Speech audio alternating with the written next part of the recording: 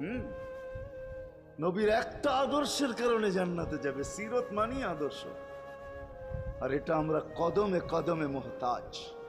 কেননা এই ছোট জীবনটা যদি গ্রহণযোগ্যতা পর্যন্ত পৌঁছাইতে হয় আল্লাহর কাছে, চাই নারী হই, চাই যুবক হই, চাই বৃদ্ধ হই, যেই মানুষই হই না কেন, যেখানেরই হই না কেন, যেই বাসারই হই না কেন, যেই বর্ণেরই হই না কেন, যেই পেশারই হই না কেন, যেই সোসাইটিরই হই না কেন, এই জীবনটাকে যদি গ্রহণযোগ্যতা পর্যন্ত পৌঁছাইতে হয় কার কাছে? দুনিয়াওয়ালাদের কাছে না, মালিকের কাছে, যিনি এক ফোঁটা পানির থেকে অস্তিত্ব দিছেন, যার কাছে আবার আমাদেরকে ফিরা যেতে হবে।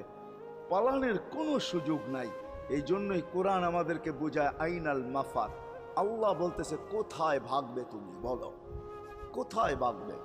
কবির কথাই সত্য, যদিও নাকি পালাও তুমি আকাশেতে লাগিয়ে সিঁড়ি, সিঁড়ি লাগাও যদি